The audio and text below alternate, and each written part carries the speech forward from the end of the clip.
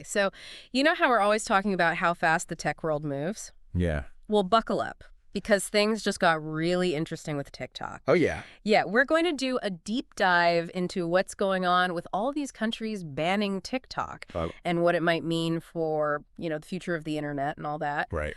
We've got some excerpts here from a Euro News article that kind of lays it all out. Okay, cool. About, which countries are saying no to TikTok and all the different reasons why. It's interesting, isn't it? Yeah. Like, it's not just about, like, one app. Right. It's like a glimpse into how, like, governments are grappling with, like, the sheer power of social media. Yeah, exactly. And so let's start with the elephant in the room, the U.S. So the Supreme Court just upheld this law that could basically boot TikTok out. Wow. Unless its Chinese owner ByteDance decides to sell. Oh, wow. Yeah, so this is unprecedented. Yeah. We haven't seen a country attempt a complete ban on a social media platform like this before. It really makes you think, right? Yeah. Are we at like a turning point for the internet? Right. As we know it? Yeah, like what's going to happen to all those, viral dance videos and everything? Right, exactly. Are we entering like a world of splinternet? Yeah. I don't know. And so, the U.S. government's concerns are all about this potential data sharing with the Chinese government. Right. Which TikTok denies. Of course. But it does bring up this question, like, how do we balance, like, national security concerns with freedom of information online? It's tricky. Yeah, it's a really difficult balance to strike. And then what about, like, the impact on users?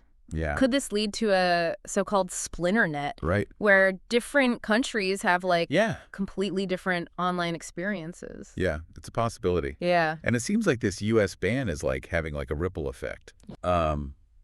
Australia and Estonia have already restricted TikTok on government devices because of similar security concerns. So there's definitely a trend emerging. Yeah. But what's fascinating is that not every country is jumping on the bandwagon for the same reasons, Yeah. Albania, for instance, is planning to ban TikTok in 2025. Okay.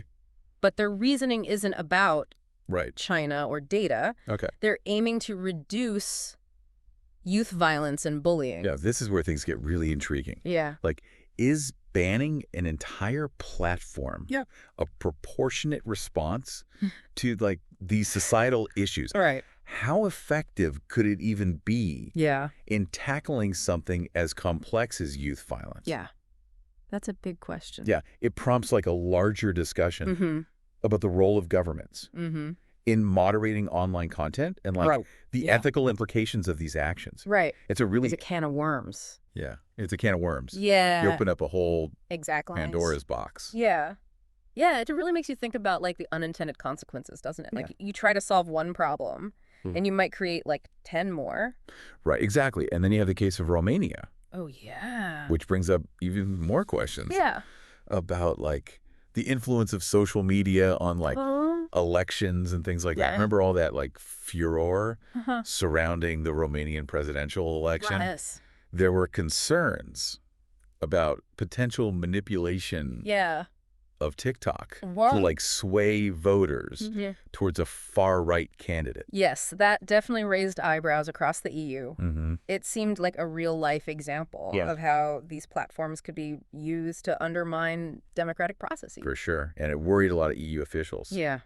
But, like, as of December, Estonia clarified that there were no plans for, like, an EU-wide ban. So it seems like a bit of a wait-and-see approach. Yeah, for now. Kind of a stark contrast to the U.S.'s more proactive stance, wouldn't you say? Absolutely. So other countries are more cautious, focusing primarily on government devices. Right. But the U.S. seems ready to go all in. Yeah, they're not messing around. On this ban. Yeah. So what does this all mean for TikTok itself? Right. They've been pretty vocal, yeah, claiming they don't collect any more data than other social media companies, and that these bans are based on, like, misinformation. Well, it's a very tricky situation for them, isn't it? Yeah. Because on one hand, they're facing this mounting pressure from governments. Right. Concerned about, you know, data security and potential foreign influence. Yeah. But then on the other hand, they're trying to maintain their user base and their reputation. Right. So they've got to walk this very fine line. And it's not just TikTok facing these challenges, is it? No, not at all. We've seen other Western tech companies, like Airbnb and Yahoo, pulling out of China in recent years due to their strict data privacy laws there. Exactly. It really highlights the complexities of operating in a globalized digital landscape. Like it's this constant balancing act between navigating different regulatory frameworks, adhering to local laws, but then also trying to maintain a consistent global presence. It feels like we're moving towards a world where, the internet might not be this open and interconnected space that it once was. The potential for a more fragmented internet is a real concern. Like what happens to the free flow of information and global collaboration if we start seeing these different versions of the internet emerge based on national interests and regulations? It's almost like we're going back in time to a pre-internet era of isolated information bubbles. And that raises even bigger questions about the future of digital rights and freedoms.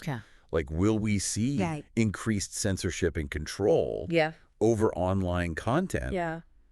How will this impact innovation and development of new technologies? These are some pretty heavy questions. Yeah, they are. And it's easy to feel overwhelmed by it all. It is. So what can we, as everyday users, do to navigate this changing landscape? I think first and foremost, stay informed. Yeah. It's a lot to process, right? It is. Especially when, the online landscape is changing so rapidly. Absolutely. Yeah.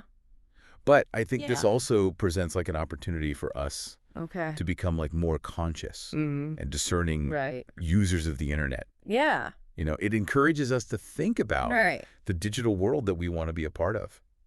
So what does that look like in practice? Well, for one, I think it means being mindful of the information that we consume and share. Like, consider the sources, check facts, be wary of echo chambers and filter bubbles. It's about being an active participant in the digital world. Exactly. Not just a passive consumer. Yeah, you don't want to just be absorbing everything you see. You want to be critical and think about what you're looking at. Exactly. And it also means demanding more transparency from these platforms about their algorithms and data collection practices. We need to hold them accountable for creating safe and equitable online spaces. For sure. And then what about the role of governments in all of this? Yeah, that's a big one. Where do they fit into the equation? Well, governments have a responsibility to protect their citizens. Both in the physical and digital realms. But, striking the right balance between security and freedom is crucial. So regulations need to be carefully considered to avoid stifling innovation and limiting access to information. It seems like finding that balance is going to be the key challenge moving forward. Yeah, it's going to be an ongoing struggle for sure. And it's not a challenge that, any one country can solve on its own. No, it's going to require international cooperation and dialogue to establish, global norms and standards for the digital age. Yeah. This whole conversation has been incredibly insightful. That's a fascinating topic. It really is, but it also feels like we're just scratching the surface. Yeah, we are. Of a much larger and more complex issue. It's true, and it's an issue that's constantly evolving. But that's also what makes it so fascinating and important to discuss. To wrap things up, it seems like the future of the internet is at a crossroads. We're seeing a shift towards a potentially more fragmented online world driven by concerns about data security, content moderation, and national interests. All these different factors are at play. Yeah, and the choices we make today, both individually and collectively, are really going to shape the direction of that future. For sure. Whether we end up with a more open and interconnected internet or a fractured and heavily regulated one, it remains to be seen. Yeah, it's an open question. This has been a real deep dive into the implications of TikTok bans. Yeah. And honestly, it leaves me with more questions than answers. Yeah, me too. But I think that's a good thing. I think so too, because it encourages us to stay engaged, stay curious, and continue to explore these complex issues. Exactly. So to our listeners, we leave you with this. What does this all mean for you? How do you think these trends will impact your digital life? In the years to come. It's a question worth pondering. It is. Because The future of the internet isn't something that's happening to us. Right. It's something we're all actively creating. That's a great point to end on. Thanks. Thanks for joining us on this deep dive. Yeah, this is a good one. Into the world of TikTok bans. It was really interesting. We'll be back soon with another fascinating topic to explore.